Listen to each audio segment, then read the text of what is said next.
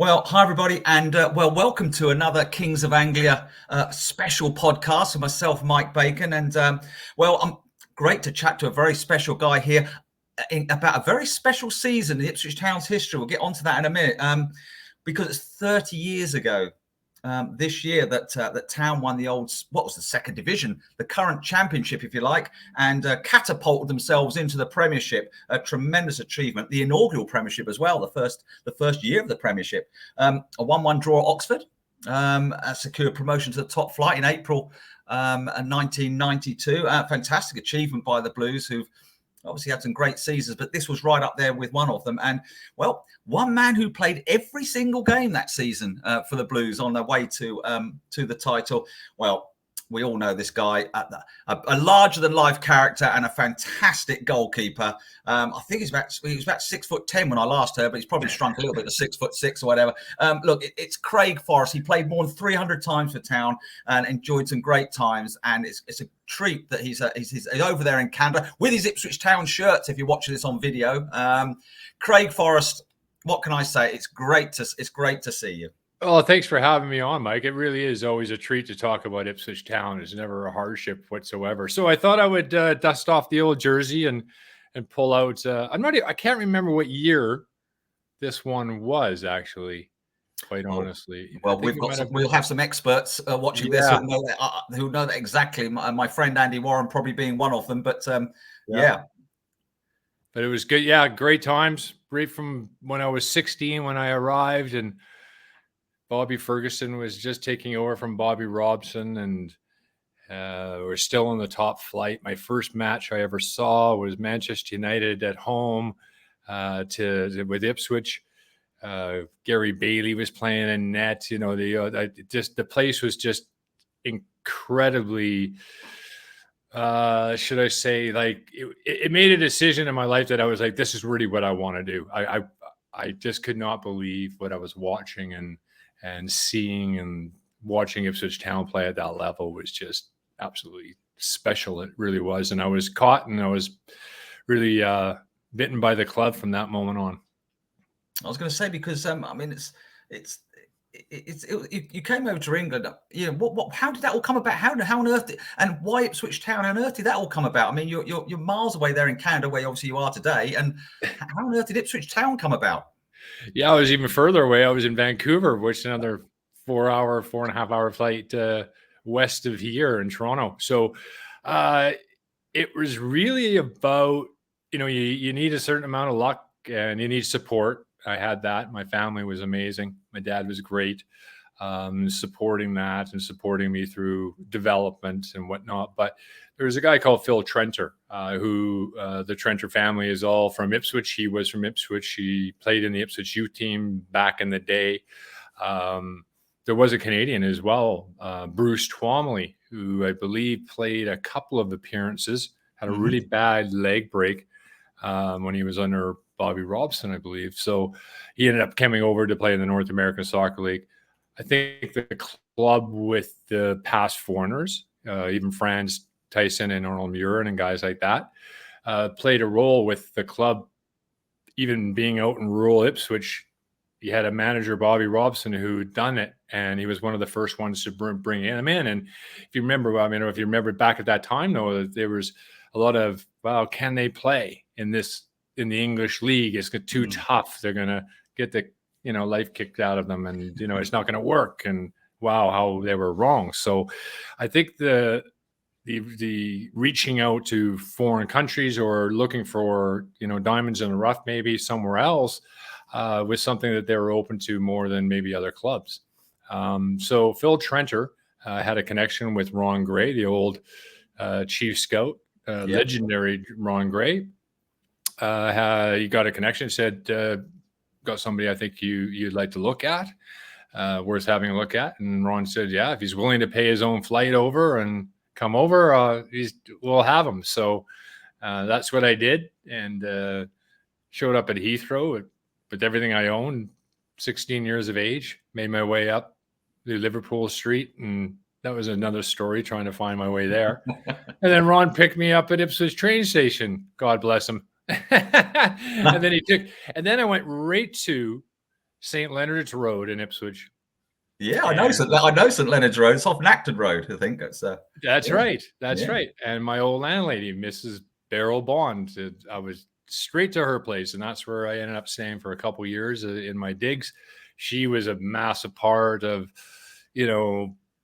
looking after me, my homesickness, because I mean, it's not like we can do what we can do now and chat online and things like that. It was about 50p a minute to phone in 1984 to phone Canada. So my landlady actually had a lock on the phone, so I could, just in case you want to phone home, you need the key.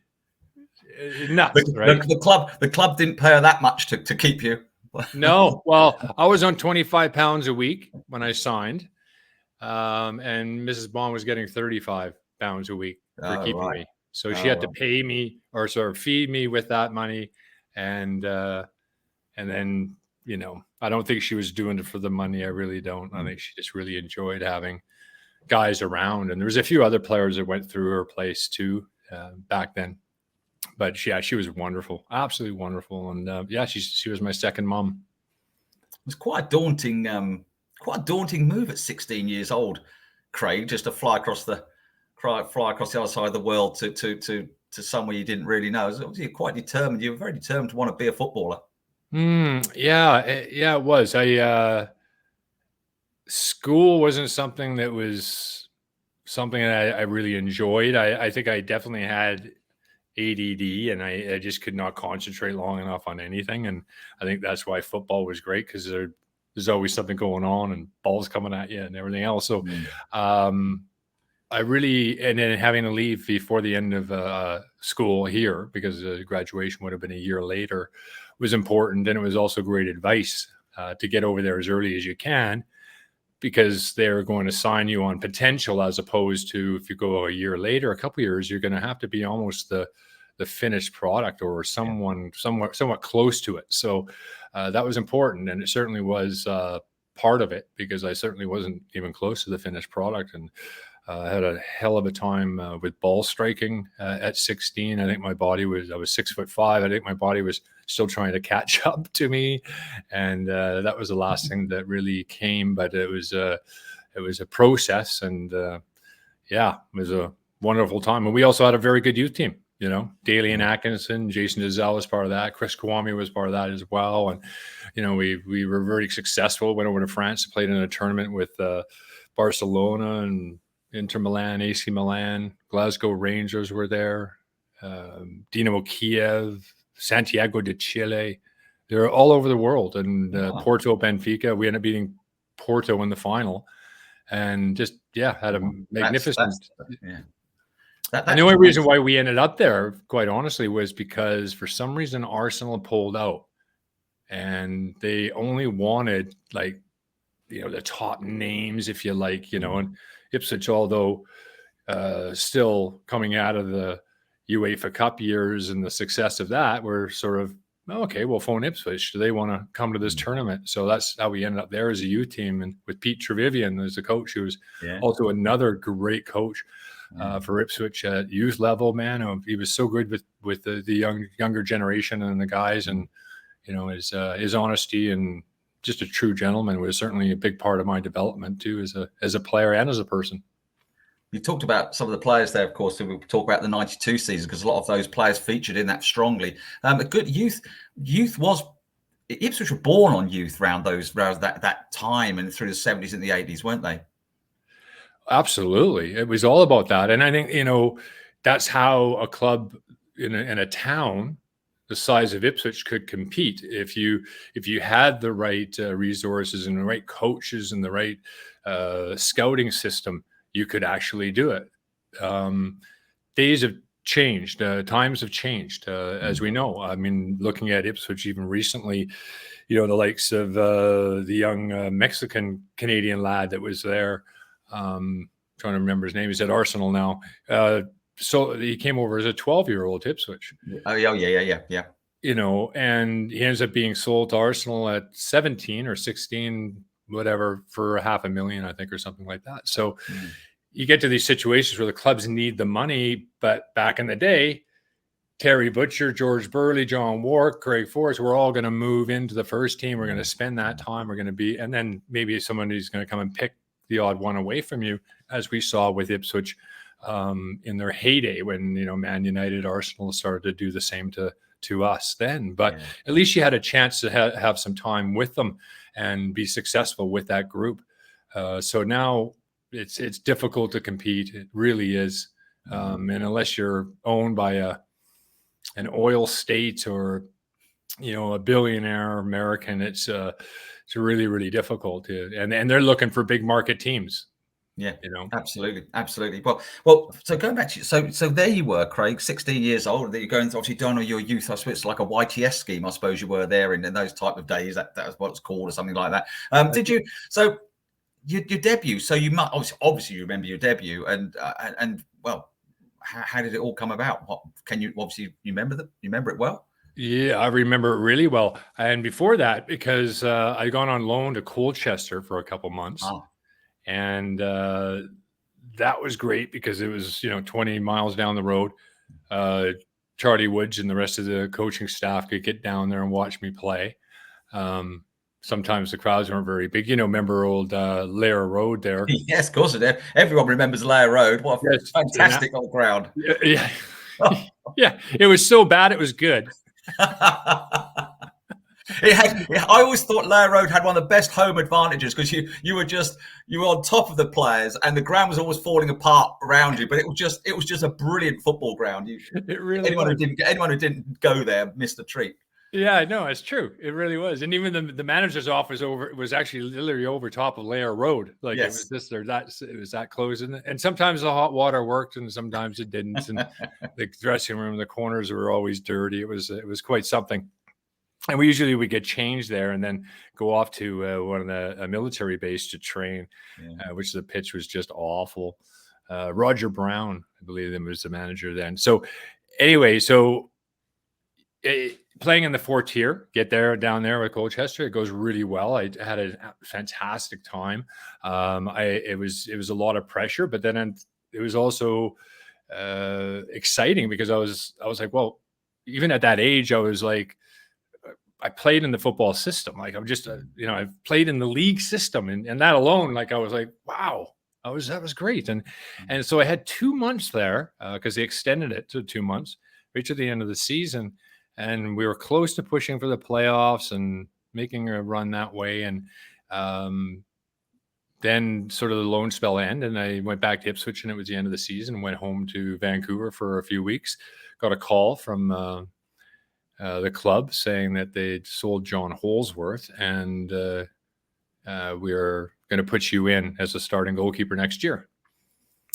So I was like, whoa, that must have been quite a thrill to hear that. It was. And then on the other hand, I wish maybe they told me a little bit closer to like a couple of weeks later because I couldn't think of anything else. I was in my backyard. Throwing the ball off the side of the house, and I was like starting to get ready already. So how old were you then, Craig? Were you about 20, 19, 20 years old? Yeah, 19, 20. Yeah. Gosh, tremendous. Like yeah, and so it was actually Stoke away. Right.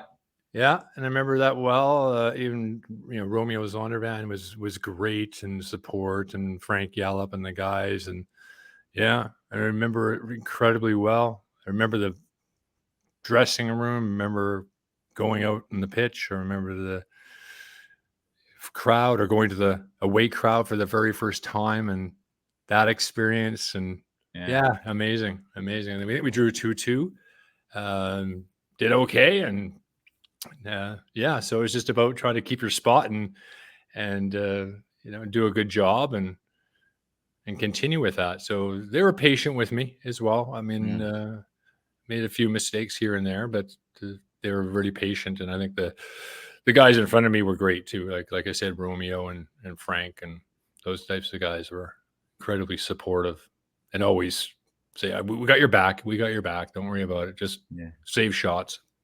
And of course, Ipswich were out of the Premier. Well, it wasn't the Premier League then, was it? It was Division 1. Ipswich were then back in Division 2 then for most of this time. That's right. But slowly heading back towards the time we really want to enjoy talking about, which was that 91-92 season. Ipswich had started to knock on the door of getting back up.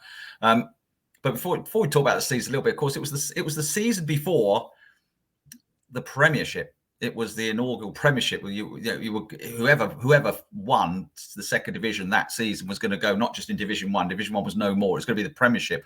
And of course, we know the Premier League today. I mean, it's just extraordinary, huge, thing. But back then, it was obviously new. No one really knew much about it. But so, what was thoughts of you must have known the Premiership was the holy grail of promotion that season, 91-92. Well, we didn't know the Premier League was the holy grail. What we did know was the top flight was. Yeah. Really was nothing for the players around that time than a name change. Okay, you're going to call it the Premier League and first, second, third division. And, it didn't really matter to us.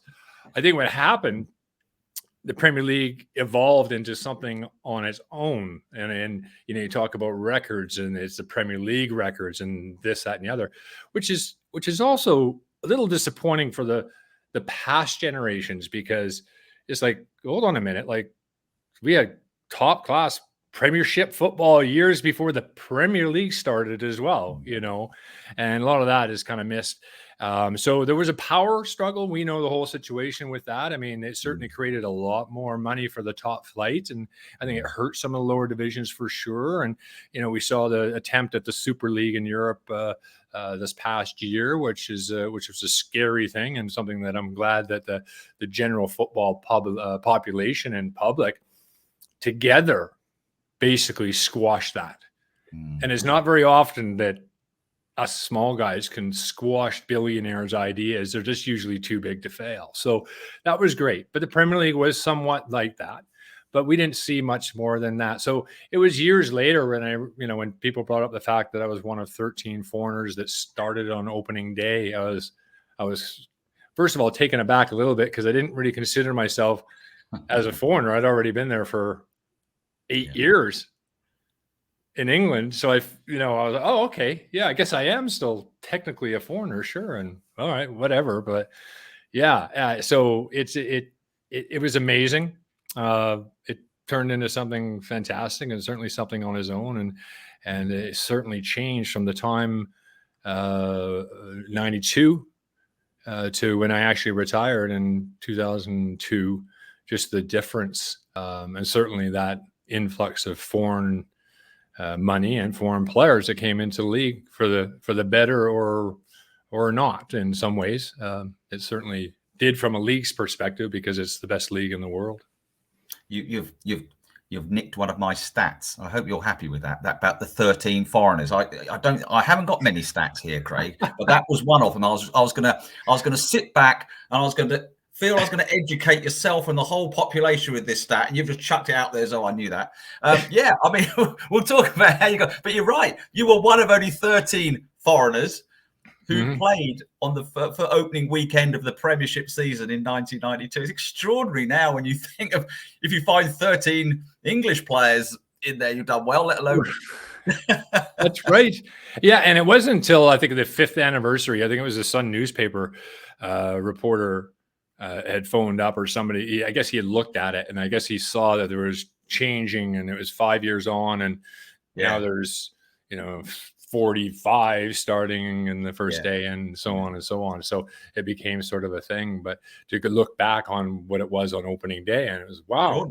I had no idea. Yeah, but yeah, I guess it was, the whole league was primarily United Kingdom. Yeah. So going back to Ipswich, that 91-92 season, though, is what we've come to talk about as Craig, very much so. And of course, that was the season Ipswich Town got promoted to that Premiership. I mean, before the season started, you went on a tour of Finland. Do you remember that, or is that? Oh yeah, I've only got that as a note. I don't know if that means anything to you, or.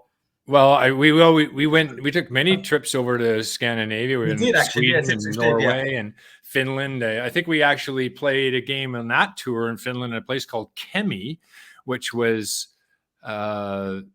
60 miles or less from the Arctic Circle. I mean, it was daylight all night long. It was quite something to be in that sort of environment, And the same thing goes when in the wintertime, the poor buggers are dark all the time. But wow, that was something. So yeah, a small town in Kemi. Preseason results were never something that were truly going to tell you what the season's going to be like. That's for sure. So we never took them all that seriously. Although we did get rolled over by a few teams in Norway before. Now, do you remember the first match of the season? I asked Jason Dozzell this, and he remembered it as though it was yesterday. It was apparently a 3-3 draw at Bristol Rovers. I think it might have been at Bristol Rovers. I mean, he just plucked it out of the. Yes, oh yeah, I remember that. This, that. Do you remember? I mean, it's obviously opening day. You probably just a game I thought I'd throw in there. Yeah. Yeah. Well, now you mentioned, I wouldn't have said no. I would have known that. Now I was saying that. I think, didn't Jason score though in that game? I think he did. That's probably why he remembered it. Right. And I let in 3. I'm not going to remember that. Oh yeah, apologies. Yeah, sorry. Should have been a 3-0, but it wasn't. It was a 3-3. Yeah, that's right. That's right. But Ipswich had a good start to that campaign to this season in 91-92. You know, as we headed towards that, getting into the Premiership, had a good start to a good feel to it all. I think by August, I think we're top in August. And if I have a few notes here that I've made, I think apart from a loss to Sunderland and Derby, and then had a really good run around Christmas. Yeah, but in between time, I think we went into a lull. I don't know if we won a game for 6 or 7 or 8 games, something like that. It was a terrible spell. And remember too, I think we're 6 years on from being in the top flight, right? So the town itself had been down on the football club for a few years. Attendances weren't very good. We were mediocre at best, mid-table. There wasn't a lot of excitement going on. Everybody was.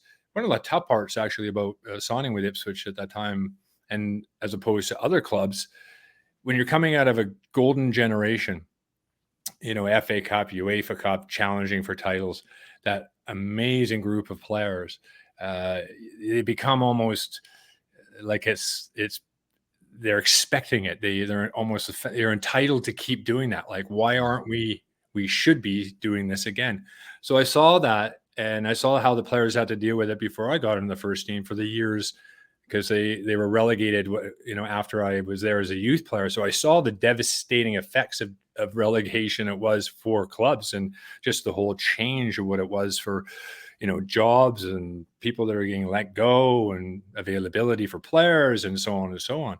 So that was quite a long, agonizing 6 years, to play in, because we didn't have an awful lot of success. We had a couple cup runs, but it was it was a lot of doom and gloom around the town.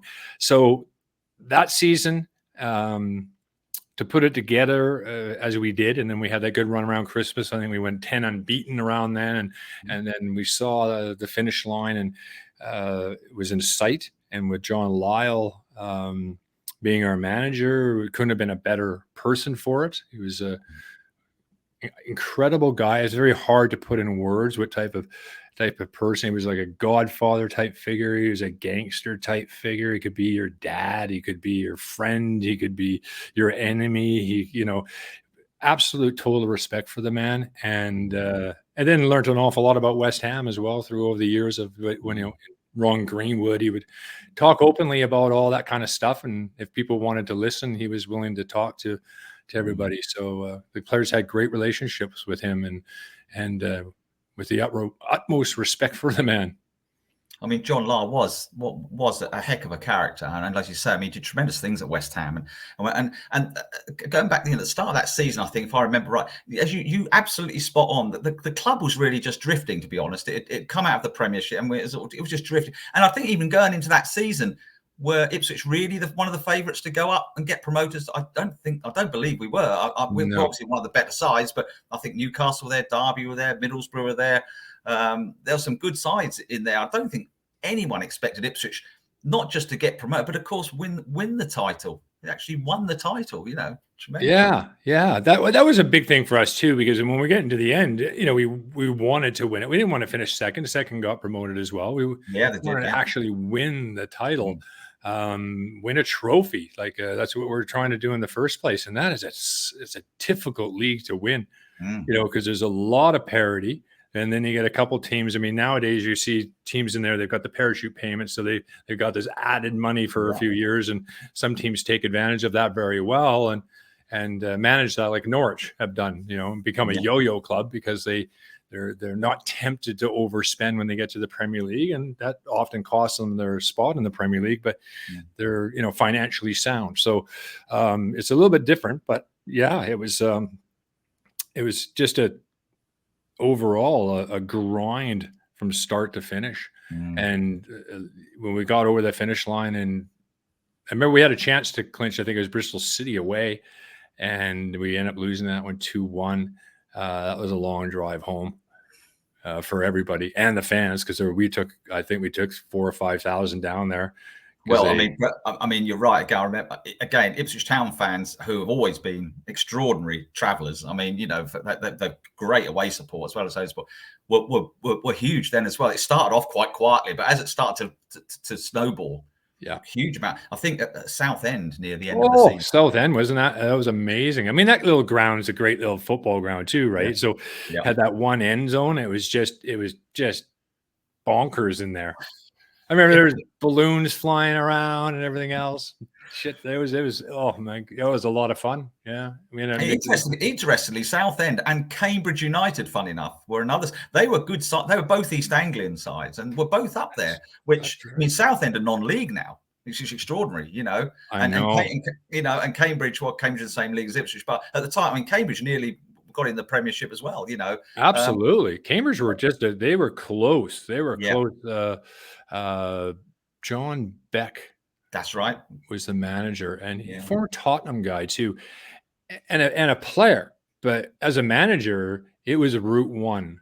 It was the extreme of Route 1. I mean, I think they even were more so than the crazy gang of Wimbledon. I mean, if you play more than 2 touches, you're substituted. So it was constantly the goalkeepers as well. There was 2 goalkeepers there at the time, and they're pretty equal. So what I heard from those guys was that they would decide on who was playing on the Saturday by their striking ability to hit this certain zone on the right flank from the edge of the box. And that's what they did.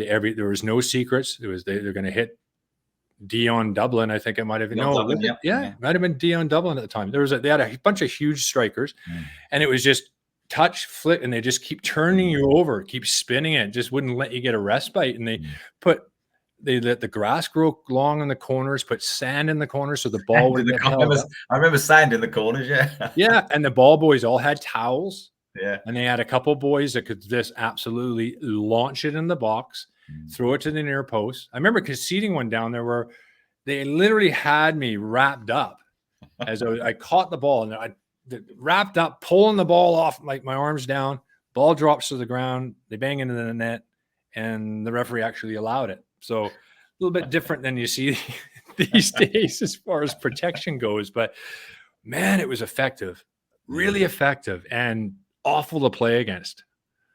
Awful.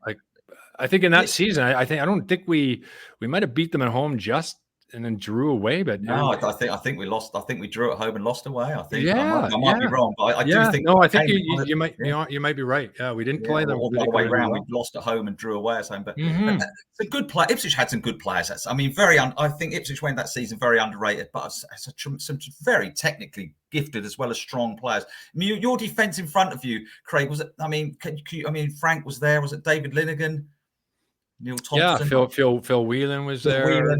Neil Thompson. Yeah. Tomo's left foot. Yeah. Absolute booming. Picked up the odd goal for us as well. And actually, he was. You watch it going back to Neil Thompson. Ederson, the Man City goalkeeper, how he can strike the ball a mile and gets there quickly. Neil Thompson was that guy. Yeah. That's how he struck a ball. I mean, it was amazing how well he struck a ball. But yeah, solid defensively, really good.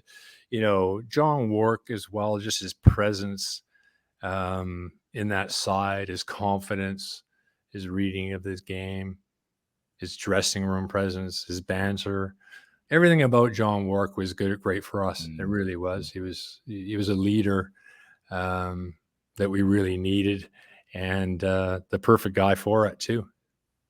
Yeah, some good goal scorers as well in Chris Kiwamia and obviously Jason. We mentioned Jason. Jason got quite a few goals, and Paul Goddard as well. Of course, Paul Goddard of England, England International, Newcastle, West Ham. Great little players. There's some really good technical players there as well. Yeah, I mean, unfortunately for Paul, he was at the end of his career because, excuse me, John Lyle obviously knew him from West Ham, right? So, and he had some terrific years. So I think he lost that little cutting edge that he used to have. So he never was going to do it at that level for Ipswich, but he was a great addition to the side. Yeah, he's also a very good leader and great with the younger players as far as development. And that's why he was good at that when he got into that later after his career too.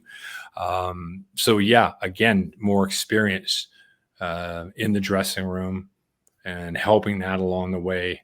John Lyle knew the pieces that he always needed, and we needed somebody else to support too, because Chris is really the one we relied on heavily. Although we had some good midfielders too. I mean, Jason was amazing. Was he 16? I mean, I remember when I was in the U team, so I just arrived, and Jason had already scored in the first team because it was at the end of that season before. Scored on his debut as was he 16? Was he 16, and then goes to school the next morning. He went to school next day, yeah. The next day, because it's a midweek, and here I show up, and I'm like, I can't even imagine them putting me in the first team. Like I would just, and here it is, like he's already played in the first team. He made a debut already. And he walked to the ground for the match because he lived 800 yards away. That's right. Yeah. I mean, he lived around the corner, didn't he? So he walks to the ground and makes his debut, scores, and probably goes home and has beans on toast by 6 o'clock that evening. He's back home.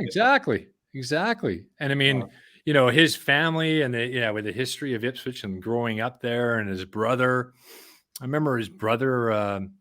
He got into all sorts of trouble because it looks like Jason, but basically with red hair, right, ginger hair.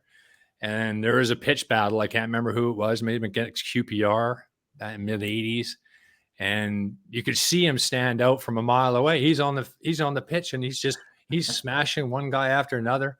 6'8" or something. Just a massive man, right? Yeah. I was like, oh boy, he stands out. And next thing you know, sure enough, he's suspended. I don't know how long for. He might have got life for suspension. I don't know. I can't remember, but I mean, as you say, so do you remember winning the league? You obviously, of course you do. The Oxford game, the 1-1 game at Oxford, when we clinched, because I think Town played Grimsby, drew 0-0. I think that was an opportunity missed, and then it was Oxford away. What a day that was! What celebrations! Yeah, and it was such a small ground then too, right? So I don't think we had enough tickets for the amount of supporters that wanted to go, because that one end zone was again just packed. It was a little bit like South End, just everybody's anticipating the day, and it went well enough where we got the draw, and then the pitch invasion, and it was probably the perfect place for that, because Oxford, the fans were never going to, give us any trouble for that. Just let us have some fun. And it was just mayhem. Dressing was great. So, and of course the celebrations afterwards back, obviously there was a bus tour and of the town, and, it's tremendous really what that team did that year. I always think back to, I don't think back to, but in 2000, Ipswich won the playoff final at Wembley, which was of course tremendous to get into the Premier League again. That's right. What you guys did, that's 8 years previously, you won it. You didn't have to go to the playoff. I mean, it's really a more extraordinary effort than the Wembley final, quite rightly, because of the whole magnitude of the day and playing at Wembley, gets all this exposure, and the 92 team, which arguably did it better because they won the damn league by 4 points, I think, over Middlesbrough. They didn't have to worry about playoffs. I know.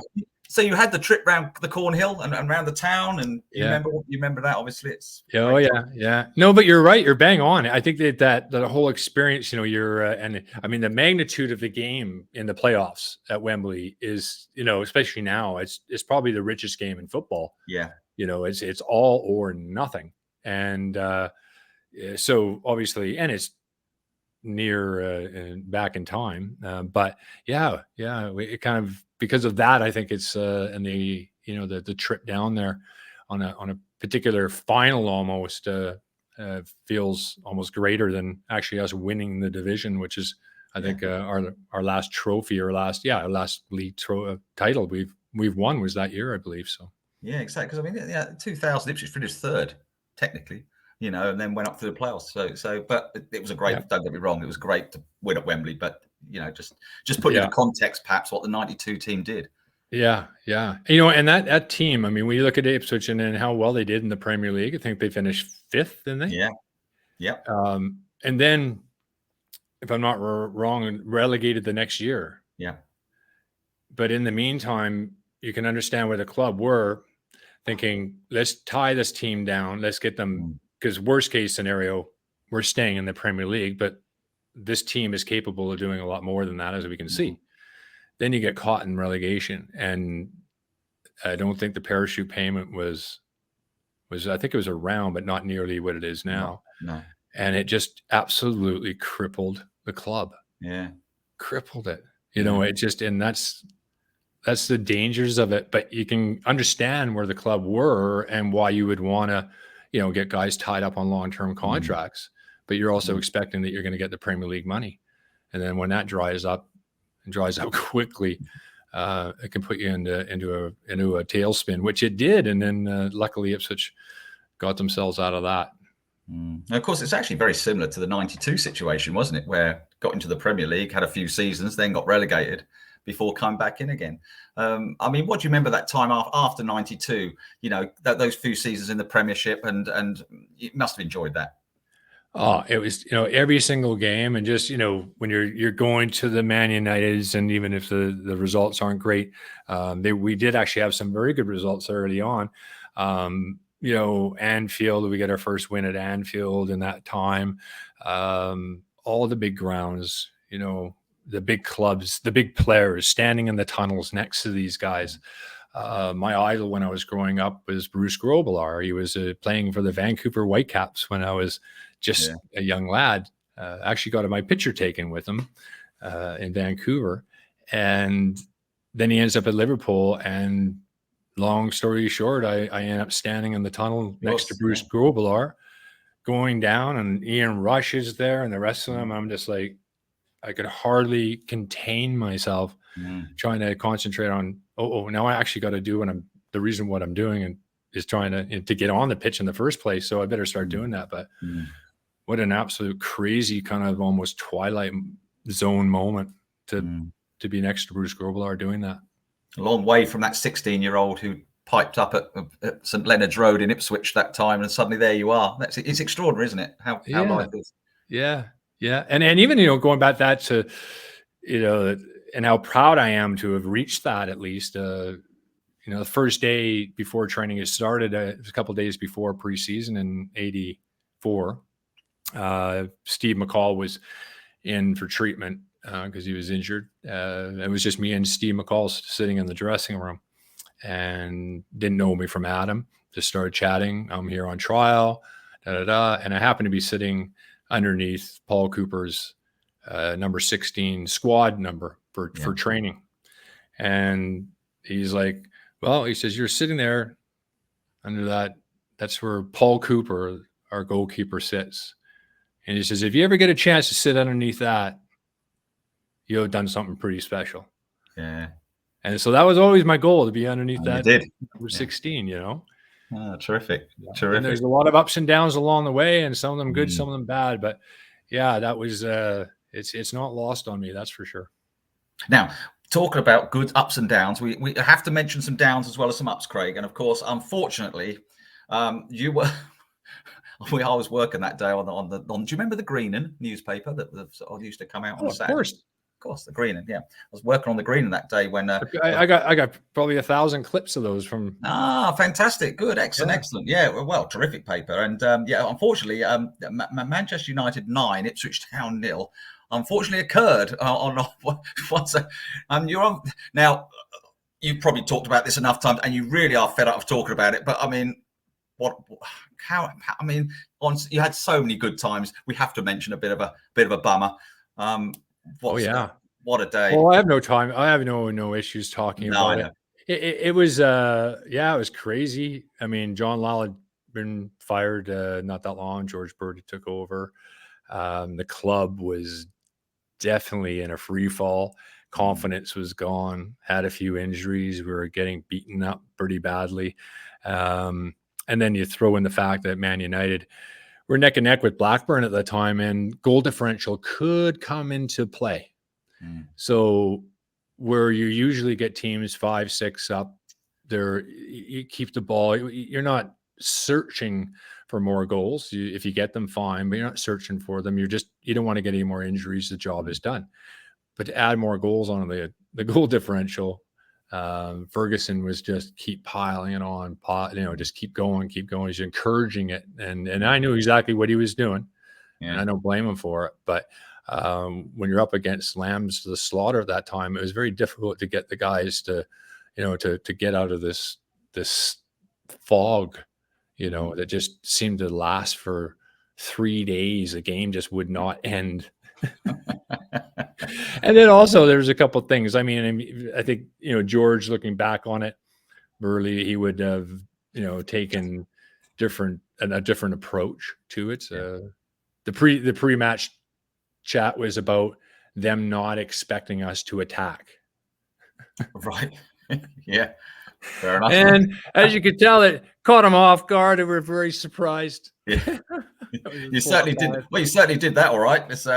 Yeah. And we were pushed up, way too high, squeezing up on the halfway line with some of the fastest players in the league. Frankie was fast, but Giggsy was just flying. And then they bring on substitutes as well that are just world class, and it just kept coming and coming. Andy Cole. I mean, really most of Andy Cole. I mean, he scored 5, but I think a lot of it wasn't like there was a bunch of worldies. It was a lot of rebounds, crossbar goal, I'd save it goal. In the end, I actually was surprised. I was like, oh, he actually got 5 of them, did he? But the only good thing about it was I actually thought it was 10 when I thought really? I thought it was 10. I talk about fog. I was all fogged up. I was ready to lose it. And then when I saw Graham Pohl, the referee, almost running with the players celebrating. I mean, that guy was having more fun than the Man U players, the referee. Freaking guy. He is he was so arrogant, that guy. But look, let's forget that, because despite for about 25 years us Ipswich Town fans having to sort of hope and pray somebody was to get 9, but as you say, when people were getting 5, 6 or 7s, we're all like, come on, and they would just play keep ball because no one was bothered after I got 6 or 7. But that's true. Fortunately, Southampton helped us out. I mean, and they didn't just help us out once; they've helped us out twice. So yeah, that's right. And you do have a few teams like Man City, for instance. Pep, he won't stop. He'll keep going. But you're right. A lot. You won't see that a lot. But I mean, for years and years. I mean, I covered the Premier League for 18 years on TV here as well, and social media. Yeah. If I'm watching a game's at 4-0 after half an hour, 5-0 at half. It's like it's the 9-0 watch, right? So I know what's happening, even if I'm not watching it. Like a phone's going crazy, and then for the longest time, it just 7, 8. I just didn't quite get there. In the office, we used to have to be on standby when it got to that exact stage where someone had suddenly scored 4 in half an hour. We used to get phone calls saying it could be tonight, tonight, and we ought to sit there, get the story ready that the 9-0 has eventually been beaten. But exactly. Code red. Code red. Code red. Yeah, it's a bit code red. Yeah. But anyway, that's by the by. Southampton have sorted that out. So look, more cheerful times and happier memories, Craig. And we talked about the 92s. And by the way, I hope you're Kings of Anglia listeners and viewers. I hope you're enjoying listening to, well, not myself particularly, but certainly listen to Craig Forrest here on the Kings of Anglia podcast. It's great to have him here, always live from Canada with these Ipswich Town shirts in the background. So that's great. But Canada, let's talk about Canada, Craig. 56 caps. I mean, wow, congratulations. I mean, that's a tremendous achievement. You must have been You must be thrilled. That's a tremendous honor to represent your country so many times. Yeah, it was. It was a lot of fun. It wasn't always ideal. Even going back to prior to the FIFA break and prior to the FIFA rule that clubs would have to allow you to leave, clubs could stop you from going. So as disappointed as I was as a teenager when I wasn't even recognized by the Canadian Soccer Association when I was in Ipswich already for 2 years, very backward association in the first place. We're going into the World Cup for the first time, and Bobby Ferguson and Charlie Woods and guys like Brian Owen, they were calling the Canadian Soccer Association like, you should be, what are you doing? Like, your goalkeepers aren't at this level. Yeah. And they completely ignored me, absolutely ignored me. So I was really disappointed that I wasn't at least part of that 86 World Cup team. So, and then the following year, they asked if I would play. They had qualified for the under-20 World Cup, so I played in that in Chile in 1987. It was interesting because my parents were actually on a holiday in Ipswich, and I was in Chile. And during that time was the massive storm in Ipswich. Remember that storm? Oh, yeah, of course I do. Yeah, yes, the trees blew down everywhere. The hurricane. Yep, the hurricane. Right. So my parents were in the backyard in a caravan of the Trenters. Phil Trenter sent me over, so they became good friends. They were staying in their caravan in the back. And my dad said he looked out the window because he was just crazy, and he said the apple tree in the back of the yard just spinning in circles, and off it went. So they figured, I think we should go inside. Nobody expected anything like that, right? So anyway, so we were in Chile for that, and then I made my full international debut in the summer of '88. They had a 3 nations tournament between Greece, Chile, and Canada,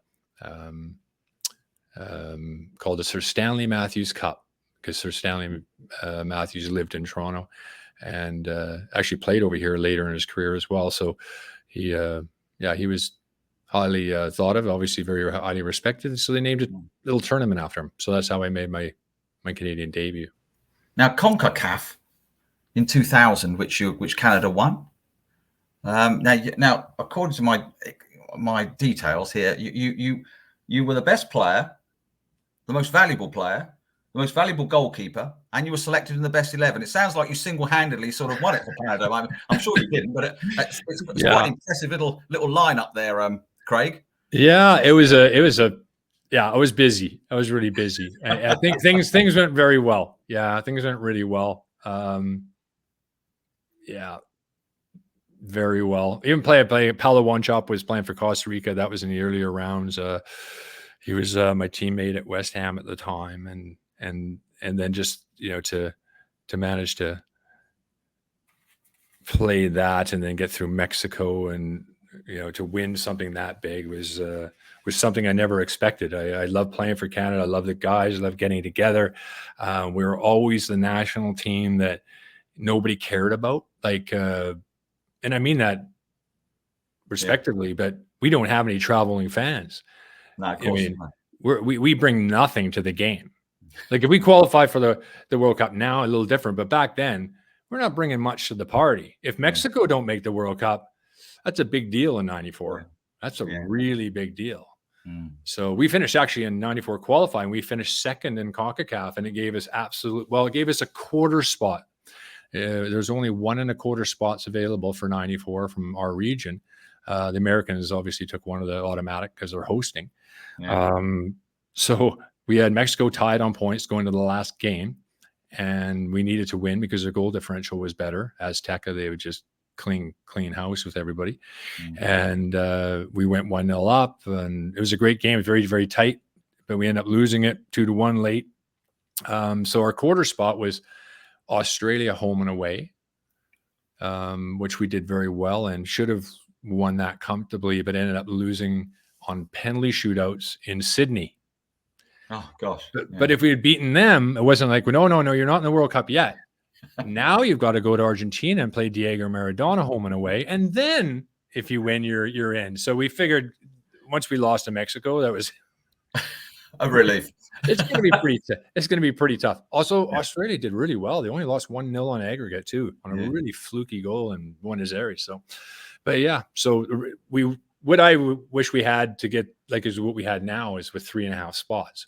Because then we would have qualified and quite rightly so in 1994. But I remember mentioning about the rule changes. John Duncan, I'd just been in the team not for very long, and I was asked to go to play in the qualifyings for 1990. It was a pre-qualifying round, pretty straightforward, should be, against Guatemala. Home and away, you go into the final group. John Duncan said, I'm not going to stop you from going. If you want to go, you can go. It's an amazing experience. You're playing for your country. But I'm going to be honest with you. We have good goalkeepers here. I can't remember who was at the time, whether it was even Clyde Baker or Ron Fearon or whoever. But if they go in and do well, I can't give you your spot back. You're going to lose your position, just so you know. But if you decide that you don't want to go and keep your position here, to take the pressure off you, I will tell Canada that I will not let you go. So he put it on him as opposed to knowing that it would be putting some pressure on me if I said, no, I'm not going because I want to stay here because I just got into the team. And so, and that's exactly why I didn't actually end up there. John Duncan said I wasn't allowed to go, but that wasn't actually true. No, exactly. But he was also telling me the truth that, it's well, of course, you moved on to West Ham after Ipswich, Craig. And you had a little spell there, and a good little spell there. And you enjoy West Ham. I did enjoy West Ham. I did. I mean, from a footballing standpoint, I could have easily played my, another 5 years at Ipswich, 18 years, up to 20 years at Ipswich, and been completely happy, more than happy. But then getting the move to West Ham and just playing in London, playing for East End team like West Ham, and that culture being quite different from Ipswich, it was a great experience. So I put it down to just another experience of another football club that was run a little bit differently. The fans were different. Harry Redknapp was sideways, just entertainment all the time.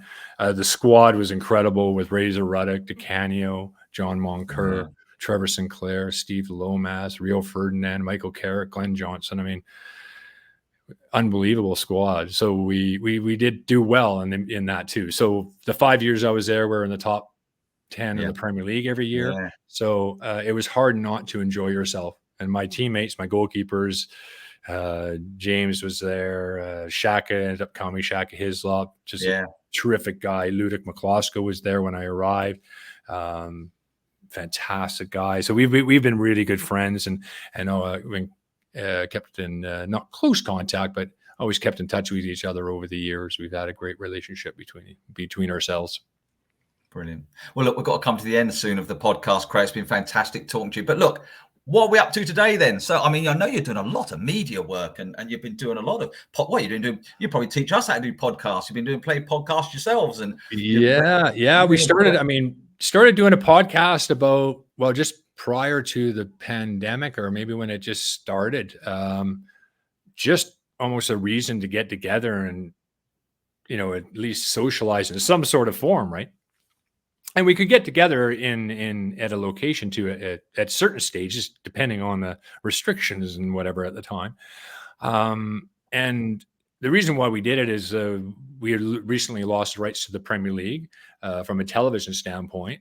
So we were let go from that TV station that I was at for nearly 20 years. And so we see this changing media concept, the whole, how is it working? You guys are noticing this. We're doing a podcast for the East Anglian. Like, this is, you still have to be creative in figuring out ways to get content and media out there. It's because people aren't going physically and buying newspapers the same. It's changed. You know it as well as anybody. It's incredibly difficult for writers. How do writers make a living these days? And everybody with a Twitter handle is now a journalist. You know, Yeah. it's you know the challenges of it. So it's great that you can actually compete sometimes against the big brands. If you do a really good job and you have good guests and you have good conversations, and I think we did that. So about 4 or 5 of us with some experience in broadcasting have taken on the likes of ESPN and in the football realms and some of the top podcasts. And so for the most part, we're the top soccer podcast in Canada. What that means, not an awful lot, but the fact that we're ahead of ESPN and some of the BBC ones even, and that whatever. So it's we must be doing something right. So it's a lot of fun. It is a lot of fun, and we did, and we're just trying to sort of mostly promote and a little bit educate some of the new soccer fans in Canada, because our national team are doing so well. People are jumping on the bandwagon, but they don't have any idea about history or how did we get here or all these different things. So we interview past players, past board members, even guys over in England, Trevor Sinclair and Lomas, and all those. So all that kind of thing. You know how it works, and it's really fun. I really enjoy it, and doing podcasts like this, it gives you a chance to give you more than a 30-second soundbite to try to explain something like, okay, you got 30 seconds. Tell us about your career in Ipswich. So you can really hash things out, and it's real. And I think people really feel that, and it's a habit changing thing. But once people change their habits, we see this type of thing growing all the time. So thanks a lot, Mike, and all the very best with it. And it's absolute pleasure. Absolute pleasure. Do you still follow? Are you following Ipswichers? How they get on? Do you still look out for them? I do, of course. A little bit harder. Dozzell have the championship, and then when they got hooked, I was like, oh, now it's hard to see coverage of them over here, of course, right? And the further they drop down the pecking order.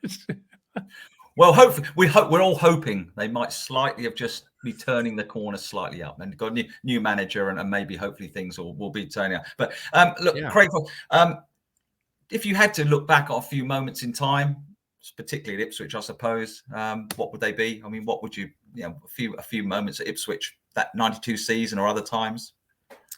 I'd have to say, all in all, the biggest and the best things about it were being able to come through generations and meet guys and be trained with Paul Cooper and Terry Butcher and George Burley, and meet guys and know the history like Alan Brazil and on it went. And then to play with the guys and the relationships that you build, the Neil Thompsons, the Frank Gallups, Dave Linnegans, and Chris Kawamia come over here, Jason Dozzell. These are all the things that you remember more than actually games or moments. Other than that, I would just say every single time I walked on the pitch for Ipswich, especially in the top flight, was an absolute honor. Absolute honor. Yeah. Well, thank you, Craig. It's been an absolute honour to talk to you, if you don't mind me saying. I mean, it's, as I said, Ipswich Town, they've won some trophies, not a huge amount, but, that 92 season was a terrific effort to get back into the inaugural Premiership. It really was. And it's great to see you from Canada with your shirts and everything. That's what I like to see. That's a top man. Craig, thank you ever so much for your time. Really appreciate it. And I'm sure Ipswich fans will have appreciated listening to you. Good luck with everything. And good luck with that podcast. Don't do too well, though. You mustn't take over Kings of Anglia podcast. But I doubt it, but thanks, Craig. Thanks, Mike. Appreciate it. Have a great day.